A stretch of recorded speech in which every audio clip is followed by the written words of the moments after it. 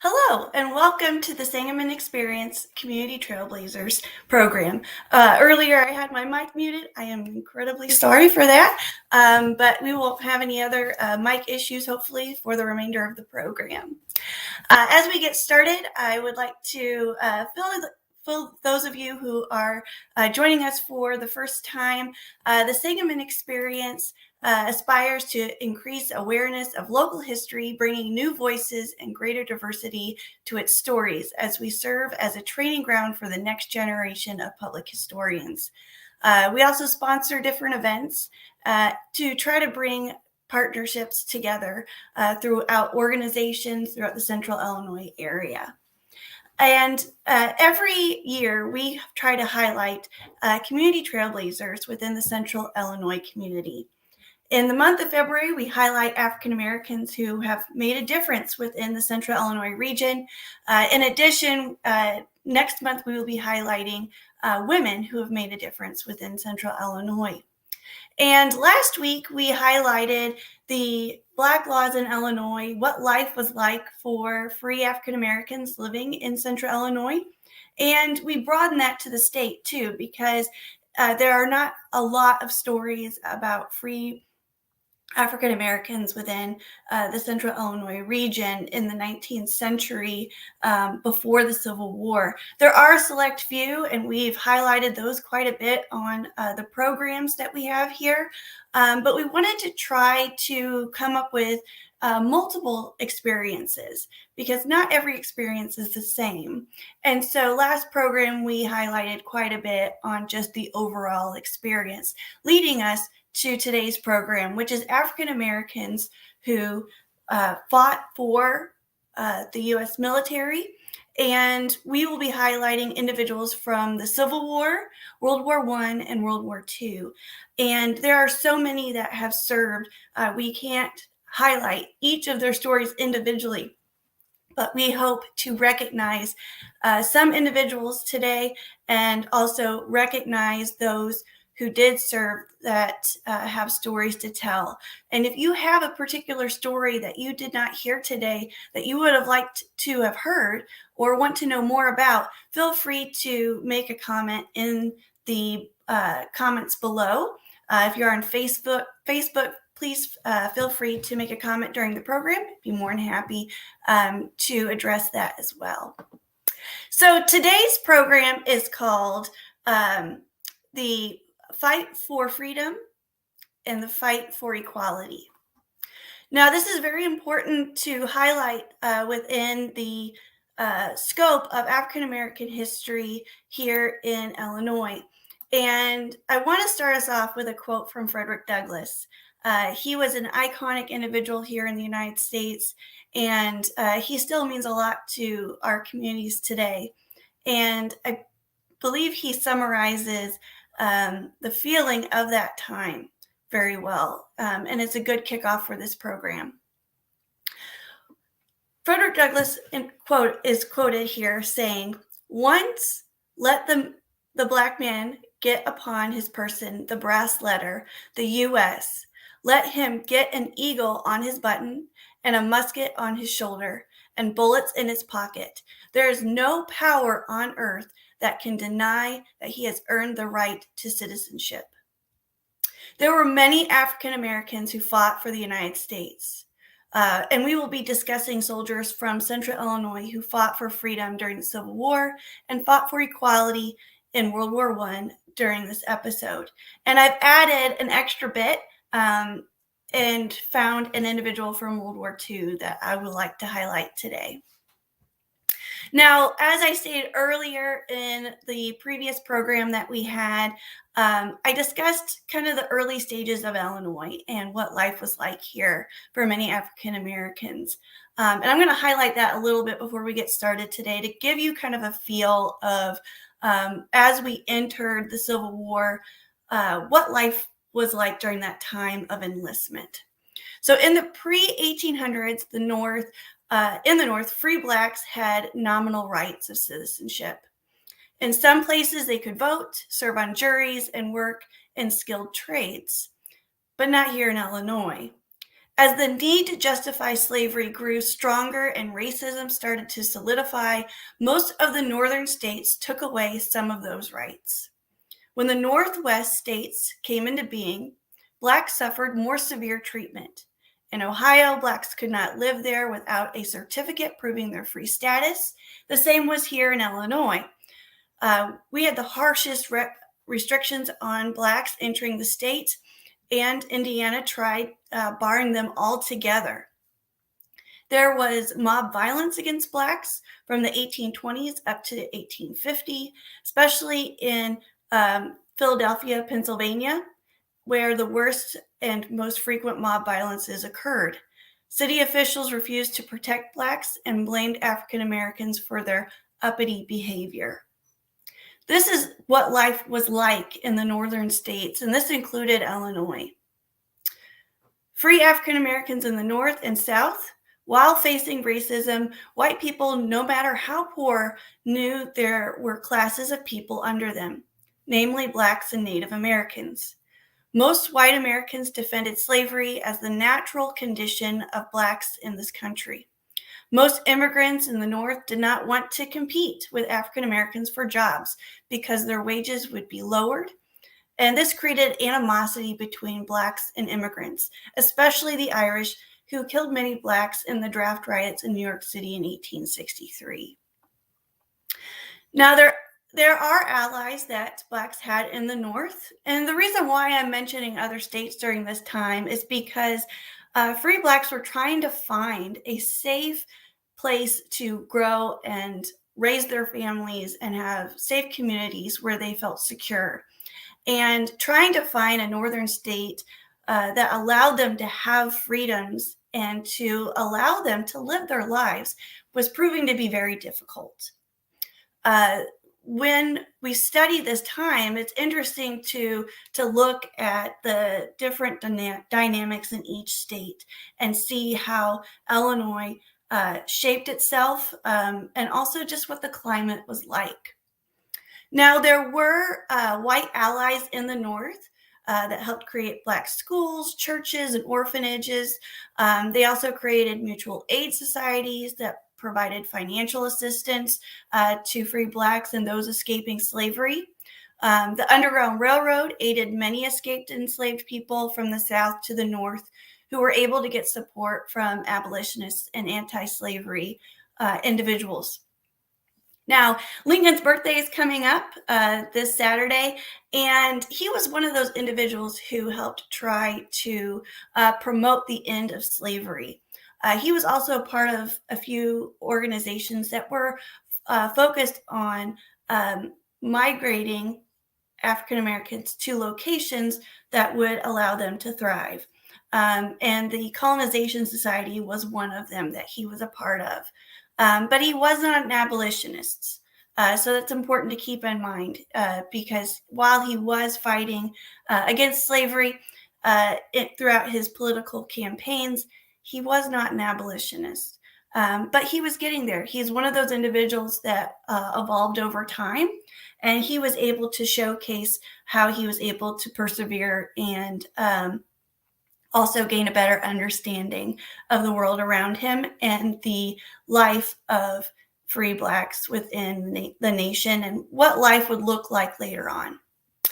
Now, while this was happening, you have the state of Illinois trying to formulate laws that were for slavery and against slavery at the same time. There was always this back and forth, like we talked about in the previous episode. But you also have the U.S. Congress trying to find a way to have the nation not split. But in 1860, Abraham Lincoln was elected president, and the South decided to secede, and the bombing of Fort Sumter started the beginnings of the Civil War. Now, at this time, Blacks were not allowed to enlist in the Union Army. And when we started to develop troops, tried to build them up, the North began to change its mind about Black soldiers by 1862. when in July, Congress passed the Second Confiscation and Militias Acts, allowing the Army to use blacks to serve within the troops. Now, regardless of the racism that was in the North and white individuals feeling very uncomfortable about blacks serving in the military, having arms, blacks still wanted to fight for the Union Army in the Civil War. Many wanted to prove their manhood. Some wanted to prove their equality to white men, but many wanted to fight for freedom for their people. Some even had family members who were still in the South that they wanted to try to earn freedom for them. And many blacks were wanting to join the cause. So by 1862, the Confiscation and Militia Acts allowed many to serve, but not every state agreed to it. So allowing the Army to use blacks to serve in any way that was available to them, some generals used this act to form the first black regiments. President Lincoln issued the preliminary Emancipation Proclamation in September of 1862, which took effect January 1st of 1863. The Emancipation allowed blacks to serve in the Army of the United States as soldiers, and in May of 1863, the Bureau of Colored Troops was formed, and all of the black regiments were called the United States Colored Troops. More than 200,000 black men served in the United States Army and Navy. The colored troops fought in over 450 battle engagements and suffered more than 38,000 deaths. Significant battles were Nashville, Fort Fisher, Wilmington, Wilson's Wharf, New Market Heights, Fort Wagner, the Battle of the Crater, and Appomattox. I want to make a special point here that the Emancipation Proclamation did not free all the slaves in the country, although many people even today believe that it did. I would like to make it clear that it freed individuals in the South, but not in the North, where individuals were already believed to be free. And slavery did not officially end until the 13th Amendment freed all slaves in 1865. Now, as I move in, I'm going to be focusing on Illinois men who fought in the Civil War, and I hope that you'll be able to recognize some of the names or even go out and locate some of the gravestones within Oakridge Cemetery or even in Camp Butler. So as we move forward, I want you to pay close attention to it, but also keep in mind that there is still research being done on a lot of these men that have served. So what I have here is an image of the GAR mound that's at Oakridge Cemetery. At this specific location, there's not just African Americans who were buried here, but you also have their white soldiers that fought alongside them buried in this area. Now, as we look through this, I labeled this the fight for freedom because many of the men who fought during the Civil War were fighting for the freedom of blacks in the South, but also their own freedom as well. Now, as I stated earlier, the GAR monument is in Oakridge Cemetery, and there is a listing of around 28 African Americans buried around this GAR mound, but there's also others buried throughout Oakridge. Now, the 28 African American Civil War veterans that are buried at Oakridge Cemetery are listed within Catherine Hayworth's Private Lewis Martin and African American Civil War Soldiers in Springfield, Illinois, which was published in 2015. I came across this listing when I went to the Sangamon link, as I usually do.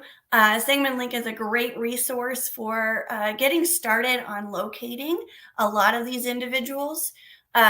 So when I went there, they have a specific article title called Black Civil War Veterans Buried in Oakridge Cemetery. And this is taken directly from Hayworth's book. She lists each soldier by name, regiment, and company, and within this particular article, it gives a listing of that as well.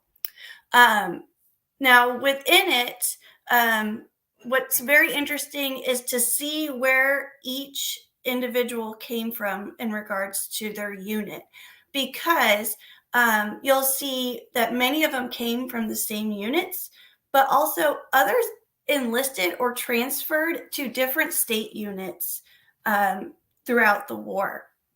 And so you have a few who were a part of the legendary Illinois 29th Regiment, but you also have quite a few from the 59th U.S. Colored Troops. When I was doing some research on this, I was trying to find more information regarding the different units and what battles they fought, to give me kind of a better idea of where Central Illinois men ended up encountering the different battles throughout the war. And I was able to find more information on the 29th than I was any other regiment. But as I was going through the list, I noticed that there were a lot of individuals who are buried in Block 5 of Oakridge. So you will find, as you go through Oakridge Cemetery, you're going to find these veterans in 3 locations. You're going to find them in Block 5, but you're also going to see them in Block 24 and around the GAR Monument. Now, if you want to learn more about these Civil War veterans, one of the places I highly recommend that you go to is the GAR Museum in downtown Springfield. And you will be able to find that. That location has a lot of information, not just on Black Civil War troops, but also white Central Illinois soldiers as well. Now, as you go through, there are some names that look very familiar to us because they're connected to Lincoln history. But also, as you go through, you'll probably recognize some of the names of people who served, and you'll also look at some areas where they don't have marked graves. And I found this very disheartening to see that these men served their country, they died for their country, and they now have an unmarked grave. So it's my hope that eventually that in Oakridge we'll be able to give them the proper recognition of their service. I know that Catherine Harris over at the African American History Museum has done a lot of work on the historic Black section of Oakridge Cemetery and making signage over there for it. But for those who have unmarked graves, it would be a great honor to see these recognized. Now, when I looked at all the different graves and the different units, I wanted to find out more. And as I stated earlier, I did a little digging. Threefold became a friend because I was able to locate a lot of the units on there. And also I was able to locate the papers for a lot of these soldiers when they enlisted. But what was the most helpful was the report of the Adjutant General of the state of Illinois from 1861 to 1866. Now, this particular booklet provided me with like a listing of all of these different soldiers, what units they were in, when they enlisted, and also when they transferred to a different unit. So if you're looking for a good resource to learn more about Black Civil War veterans from Central Illinois, this book is your best bet. And as the National Archives continues to digitize, we'll have an opportunity to see more Black Civil War veteran papers that are available through the National Archives. In addition, there's some photographs of African Americans who have served, but for those who are listed from Central Illinois, there are not any images available, at least digitally, for us to look at. And in looking at the units, there are some drawings of different units in the battles that they encountered. As I stated earlier, one of the battles that Black troops saw was the Battle of the Crater. And in the bottom right-hand corner, I have a drawing of the Battle of the Crater explosion that was sketched. Now, both of these can be found at the Library of Congress, but you can also find a treasure trove of African-American images, drawings from the Civil War and World War I and II in the New York Public Library. Now, why am I finding Illinois Black veterans in the New York Public Library? Well, they have the largest collection of African-American images and records, which I found very interesting. But you can find some of those within the collections at the Presidential Library as well. Now, as I stated earlier, the 29th, I was able to find the most information on. And the reason for that was because there was a individual who is probably one of the most famous faces in Civil War history when it comes to imagery of African Americans. As you can see here, I ended up making a list of all of the regiments that were put within the article that I found on Sangamon Link. And so if you're interested in the Central Illinois Colored Troops and those who are buried at Oakridge, you can see them here in this listing. But again, I encourage you to go over to Sangamon Link and see the list of names. Now, as I stated earlier, one of the most famous faces in African-American history in regards to the Civil War was a gentleman by the name of Lewis Martin. He served in the 29th Colored Troops, and he was one of the countless men injured in the Civil War. But what's fascinating is his image has been used quite a bit, but his story really hasn't been told too often. I did find an individual who wrote a blog about Lewis Martin. He asked some wonderful questions that he's still trying to discover more about him. But the book that I mentioned earlier by Hayward, she ended up writing quite a bit of his story down. So in reading her book, you can discover more about how he came to be in Illinois, and I'll be covering that quite a bit here too. But in studying the records that Lewis Martin had, you can tell from his when he enlisted as a soldier, he states that he was born in Arkansas and that he'd been freed before he enlisted, which means he ended up journeying to Illinois after his freedom, which is not clearly stated within his records. Before the Civil War, he entered Illinois as a freeman. He was free before April 1861, but in February of 1864, he enlisted in the Union Army and was placed in Company E of the 29th U.S. Colored Infantry. As you look at his papers, it states that he's over 6 feet in height, and he was 29 years old. So he was in the prime of his life. His unit was organized in Quincy, Illinois, and he joined the regiment in Alton, Illinois. But not long after the unit was organized, they were dispatched to Annapolis, Maryland, and then quickly went to Virginia directly, right into the heart of the Civil War. Being born into slavery in Arkansas and becoming free, coming to Illinois, this is someone who could have avoided the Civil War completely. But he had enthusiasm and the mindset of someone who has been able to achieve freedom to try to fight for others to have freedom themselves. And so I can imagine this gentleman wanting to enter the war to free the slaves that he was surrounded with in Arkansas, in hopes that they could have freedom as well.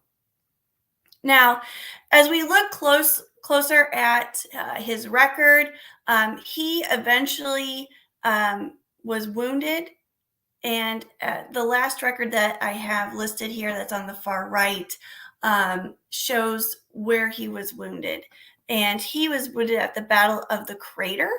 And you could have seen that in the last slide that I had of a sketch of what that was like. It was one of the battles that had the most casualties, especially for the colored troops.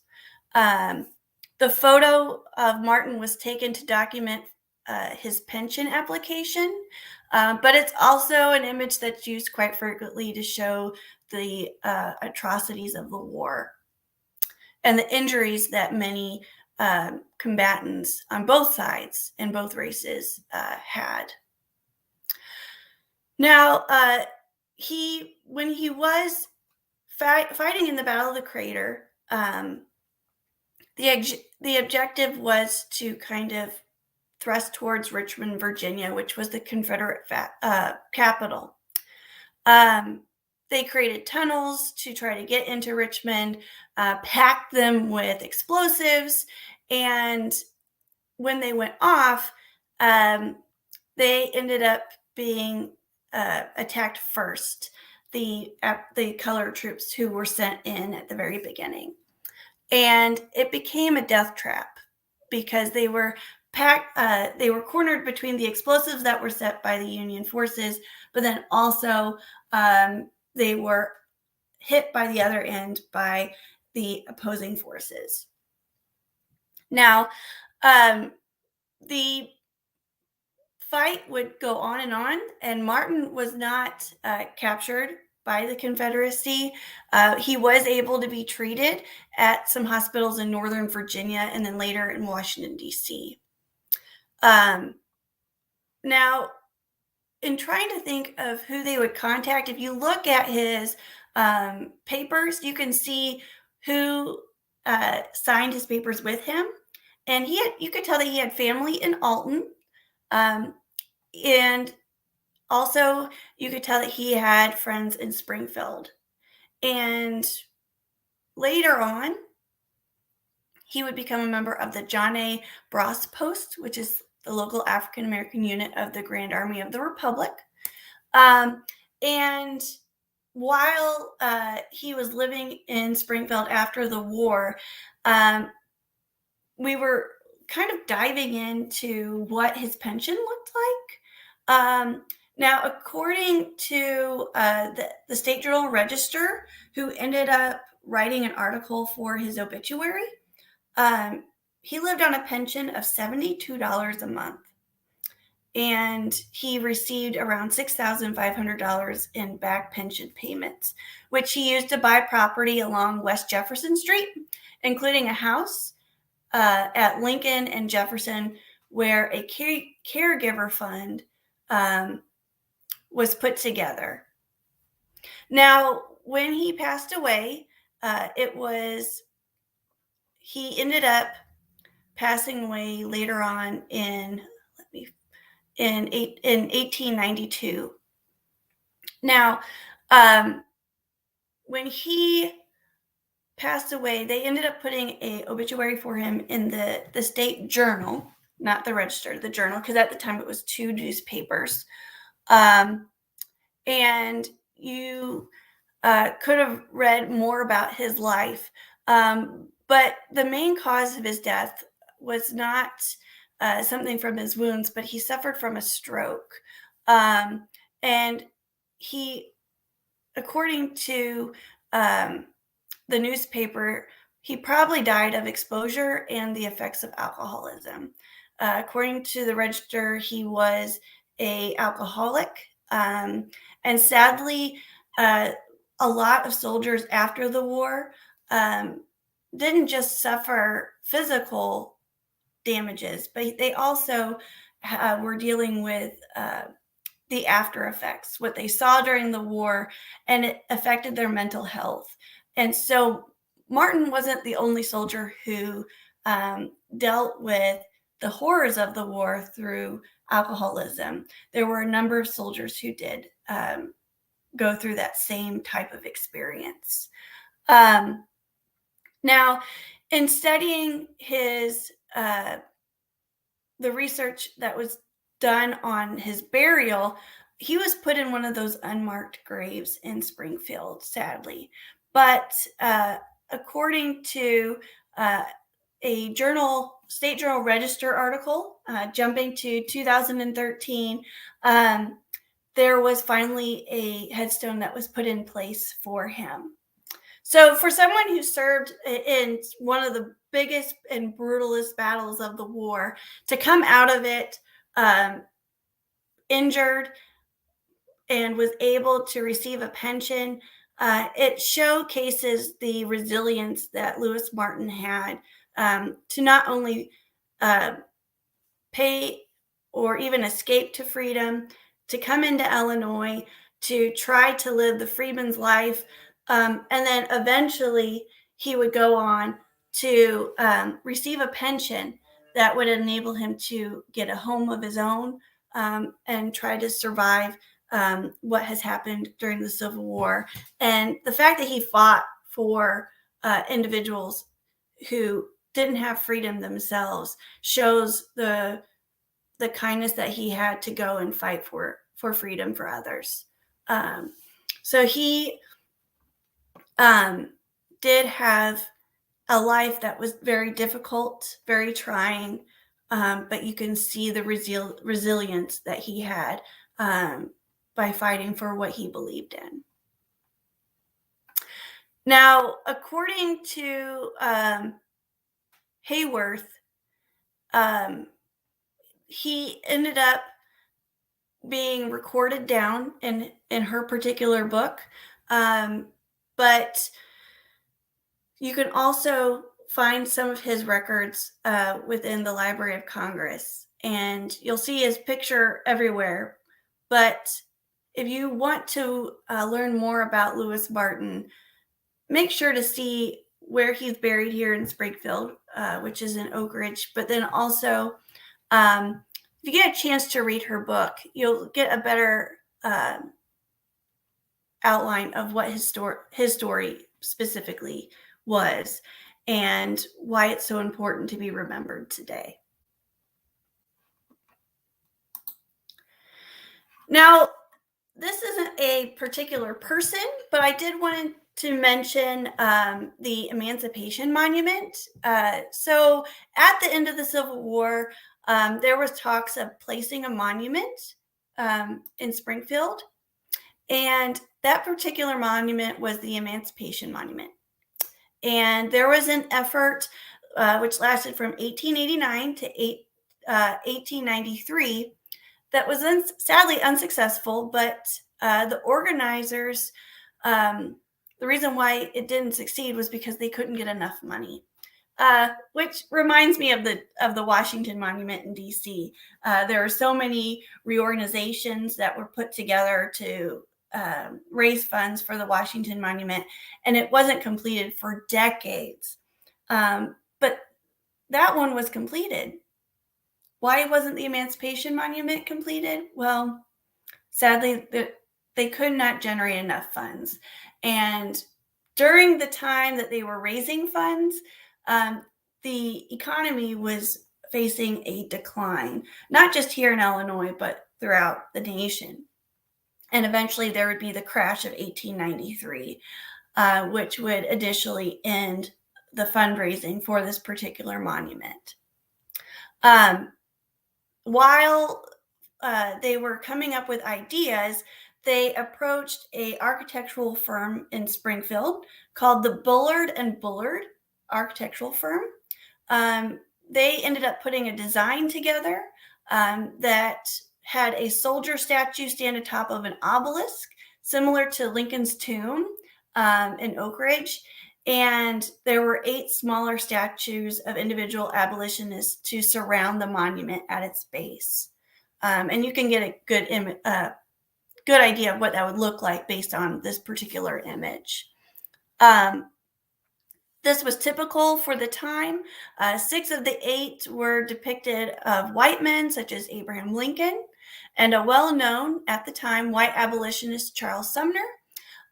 You also had John Brown, Wendell Phillips, Owen Lovejoy, and William Lloyd Garrison. African Americans that were included in this monument plan was Frederick Douglass and Robert Brown Elliott to be honored and represented South Carolina in the U.S. House from 1871 to 1874. That's why Robert Brown Elliott was important in this monument. And the statues were supposed to be crafted by Illinois sculptor Lorado Taft. Now, the monument design was unveiled in the Illinois State Journal in July of 1889. And this is what the journal recorded. The summit would be crowned with a gigantic bronze figure representing the colored soldier who left the menial work of the enslaver and, acquainting himself with the practice of war, battled for the freedom of himself and loved ones. 3 sides of the obelisk between the corner pedestals will be inscribed with the dates and historical incidents connected with the slavery of the colored race in North America. The height of the monument to the foot of the crowning statue is 74 feet, illustrating the number of years of human slavery suffered under the American Constitution from 1789, when the Constitution went into effect, until 1863, when, by the power of the people, human slavery was abolished in the noble land forever. Those who have originated and undertaken this work are worthy of the highest commendation. The magnitude of the undertaking and the many difficulties in the way of successful execution would be sufficient to deter many who could hope to call successfully upon a larger and more prosperous constituency than that to which these colored men appeal. This undertaking by members of a race which but a few years ago was enslaved is in itself a monument to the progress they have made since they have enjoyed the blessings of liberty. This is what the register ended up stating about this monument and the importance of it, and why so many people here in Springfield recognize that this monument was meant to be here. Now, as time passed, the Monument Association was administered by Springfield residents at first. The charter president was N.B. Smallwood, who worked for the Lafayette Smith grocery business and was a Republican Party leader in the 4th Ward. The association's first fundraising efforts, including outings and a distribution of a flyer showing the planned monument, as you see here. Now, the Illinois House approved of $5,000 in state funds to go towards this monument in 1891, but the Senate rejected the funding. Later, the association broadened their membership and brought in a St. Louis physician, Dr. George W. Bryant, to direct fundraising. Bryant expanded the association's appeal to the East Coast, setting up shop in Boston and holding at least one pitch meeting in Washington, D.C. By May 1892, the Monumental News, a monthly pamphlet that reported on monument construction nationwide, said the local monument association had raised $49,000 towards the previously estimated construction cost of $200,000. In 1893, several publications said a wooden model of the Emancipation Monument was displayed in the 1893 World's Columbian Expedition in Chicago, the World's Fair. If that happened, however, it seems that it has gone unreported. The stories about the model are really the only evidence that we have that a Emancipation Monument was going to be built in Springfield. Sadly, since it wasn't built, we never had an opportunity to see it. in its finished display. But the plans were put together with hearts filled with hope to showcase the power of emancipation and the importance of freedom for all. And the plans were undertaken by citizens who felt that there needed to be recognition, but sadly, it never came to be. Now, that is just the 19th century section of our program today about African Americans who served and the fight for freedom.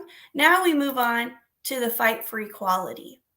So after the 13th Amendment was passed, the 14th Amendment and the 15th Amendment giving rights and voting franchise to African Americans, even though it excluded women, at least free Blacks who gained their freedom after the 13th Amendment were able to vote and participate in democracy.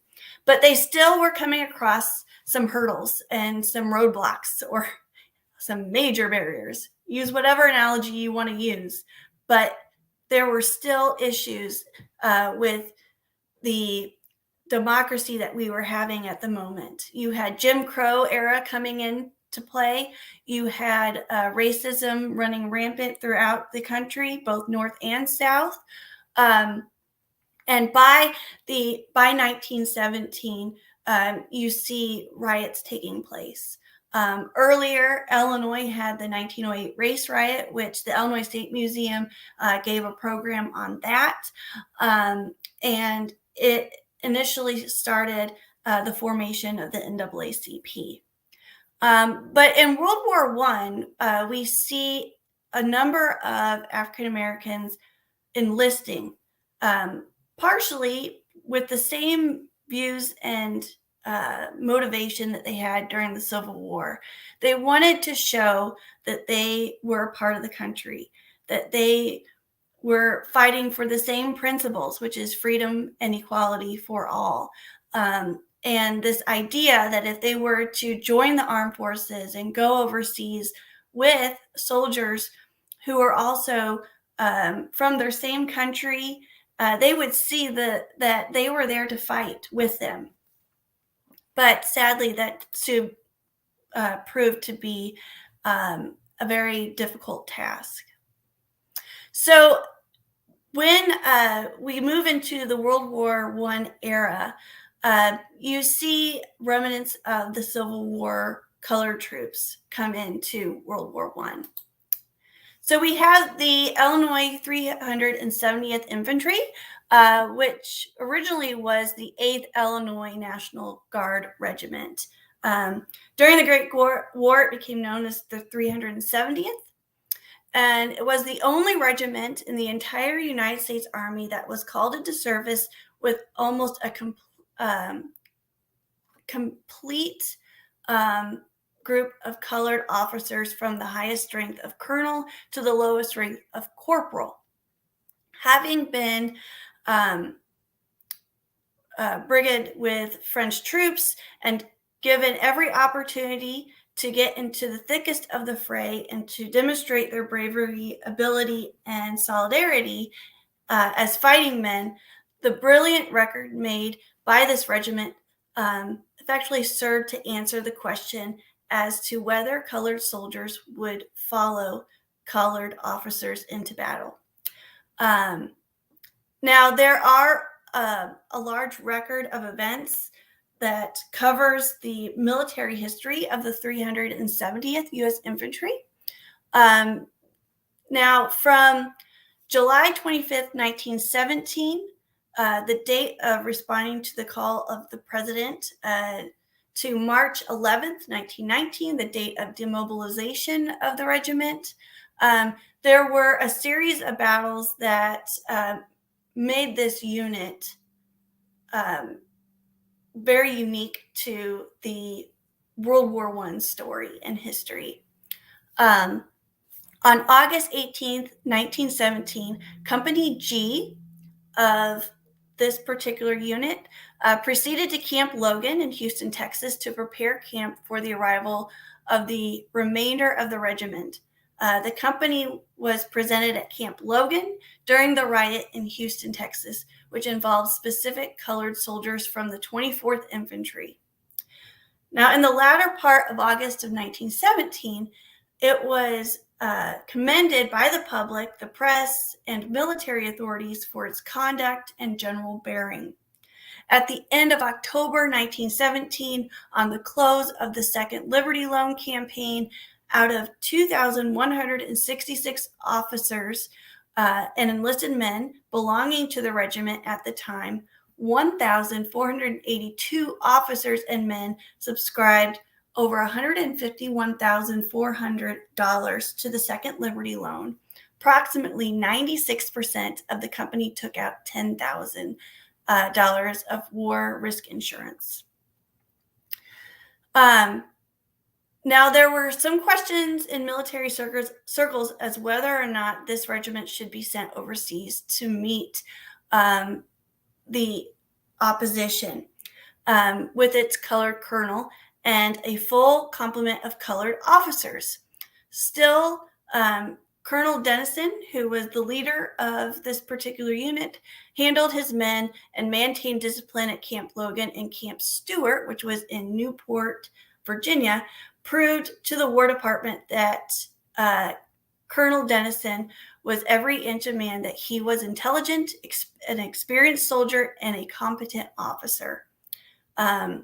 He knew how to command and guard the interests of his regiment, and he, while overseas, was able to work with his men to become competent soldiers. Now, the morale of the country, a lot of people at this time,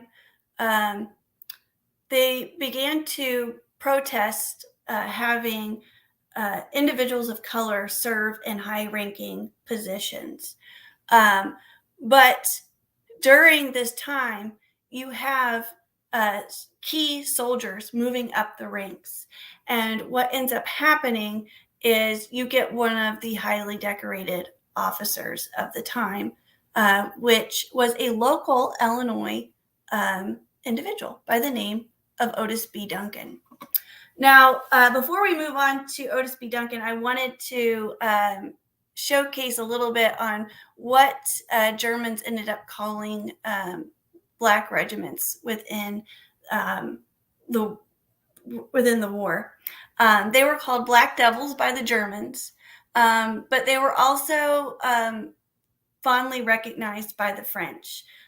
They were treated actually a lot better by the French than even by their own countrymen, which was really sad to see.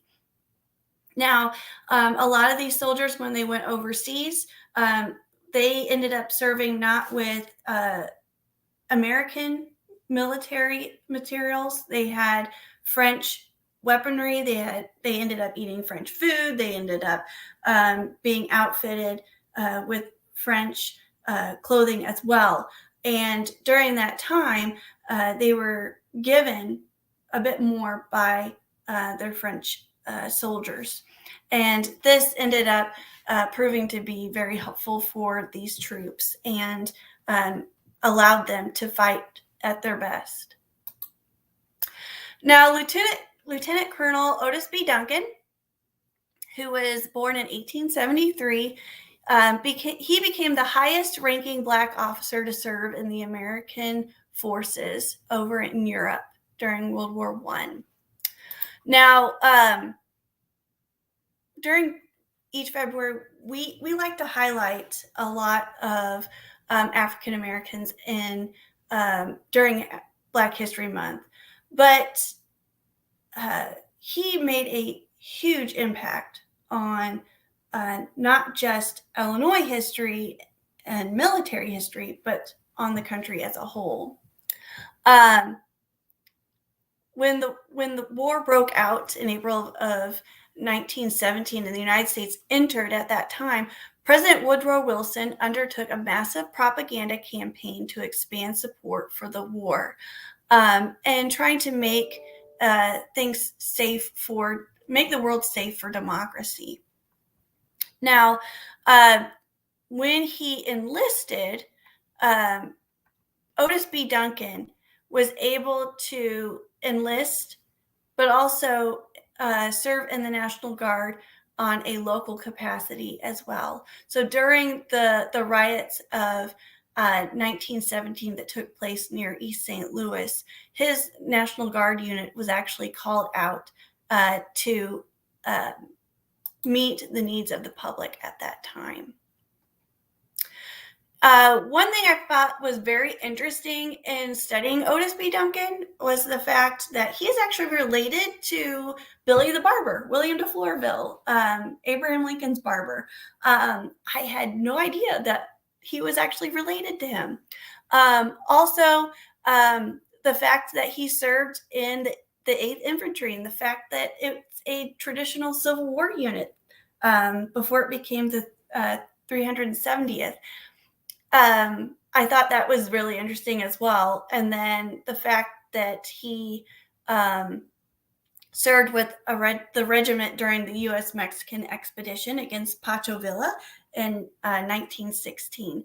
So in studying Duncan's story, we see a very patriotic individual, someone who fully believes in freedom and equality, and someone who wanted to give his all for his country.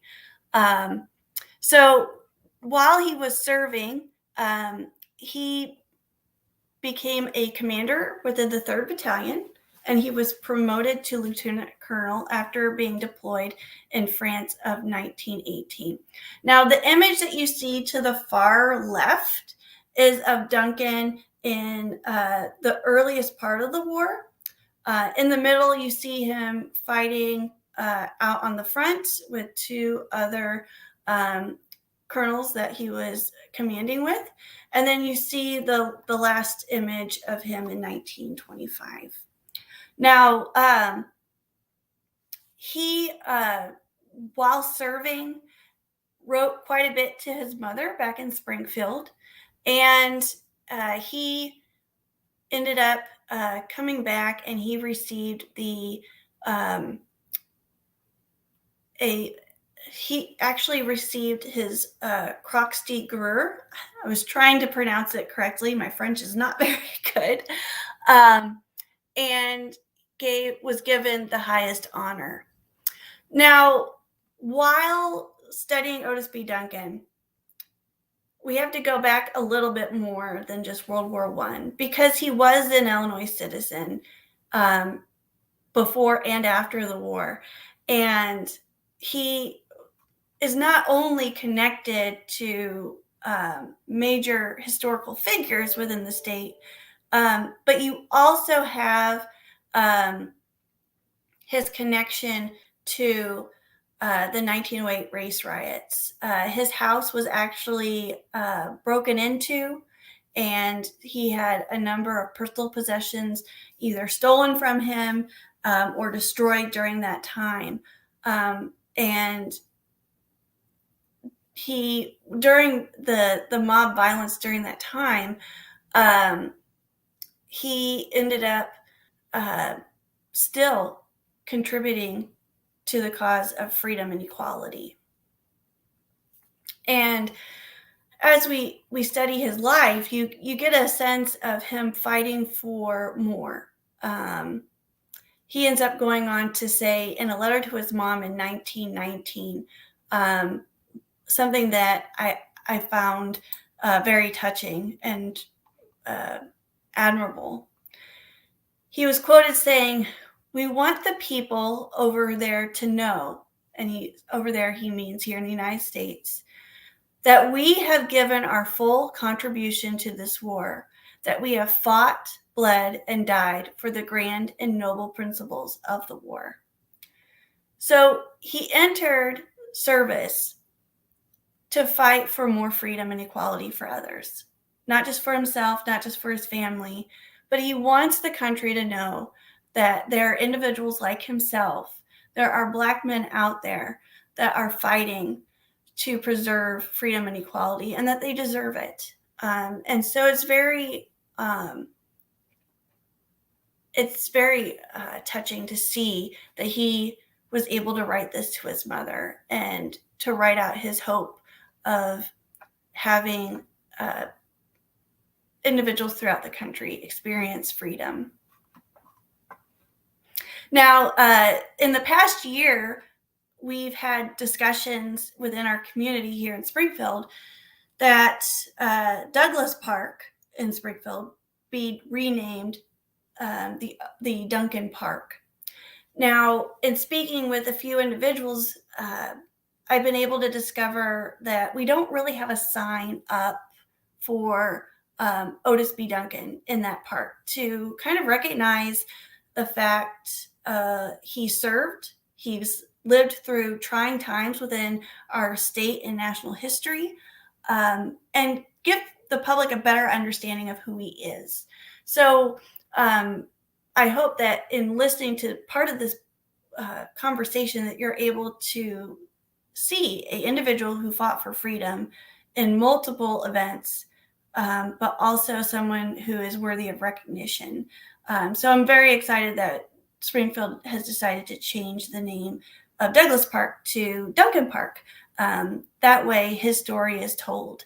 And so I encourage you to dive into more military records and learn more about his service, because he worked quite hard for it, and was able to make a difference within the military through his service. The next we come to is the fight for equality in World War II.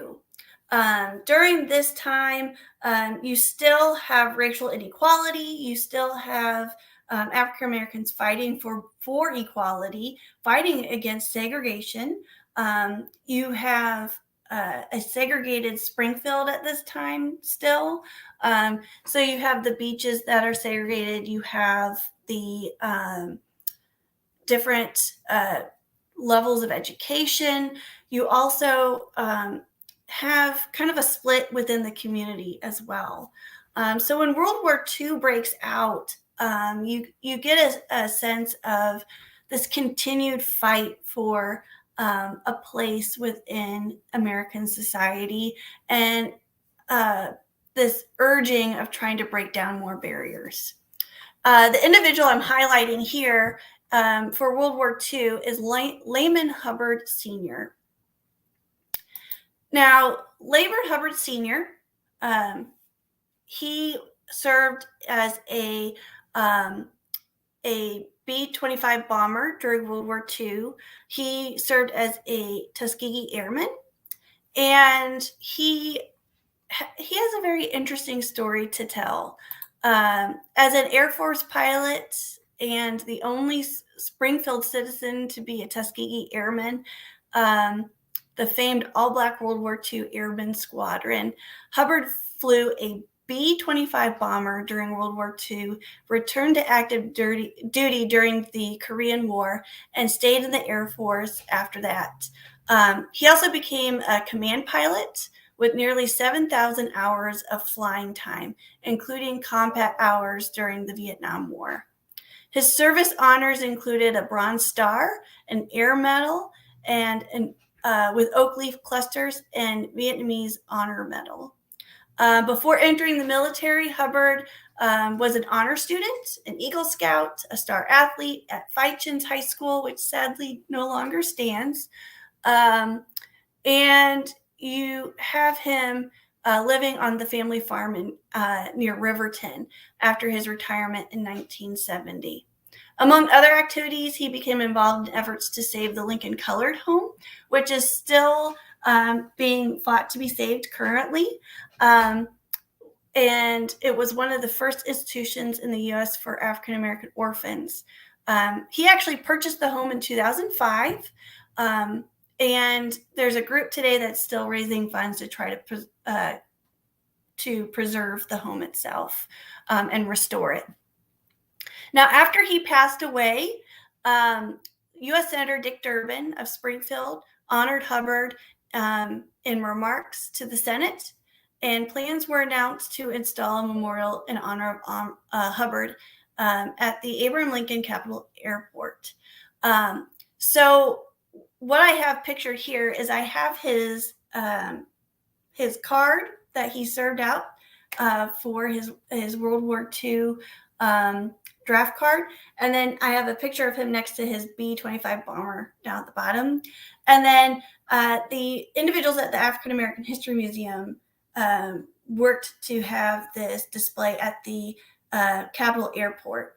And it's still there today, and you can still see it, which it's an amazing dedication to his service in World War II.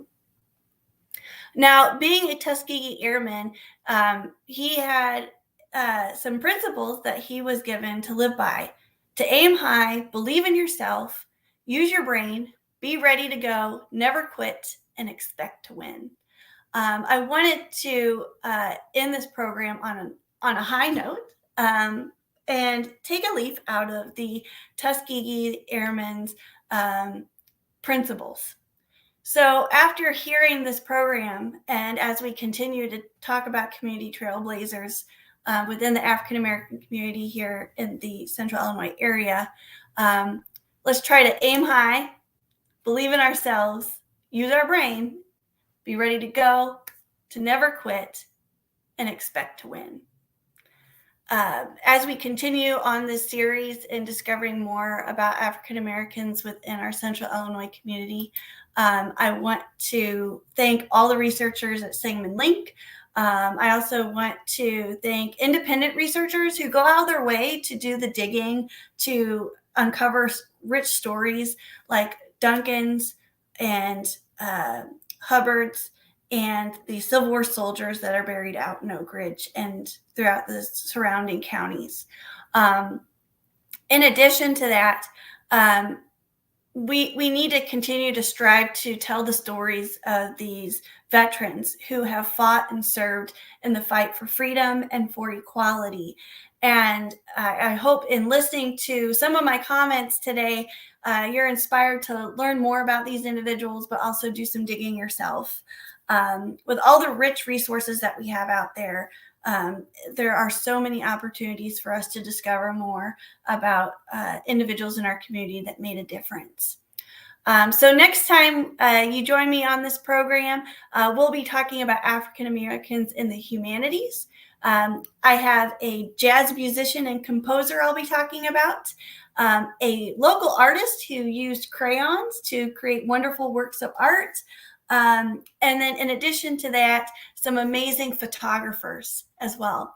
I'll have to say that the next episode is actually one that I'm really excited to dive into because I was able to find some really interesting information on these individuals. So I hope you will join me next time on our Community Trailblazer program here at the Sangamon Experience and discover more about the African American community members who made a huge difference within our communities and showed resilience. Join me next Thursday at 1:00 p.m. Central Time, where we'll talk more about our amazing trailblazers in our communities. Thank you so much for joining me. And again, if you have any suggestions on more trailblazers to look at, discover, and research, feel free to leave them in the comments. I'd be more than happy to dive into them and share with them, share some stories about them next time. Thank you again.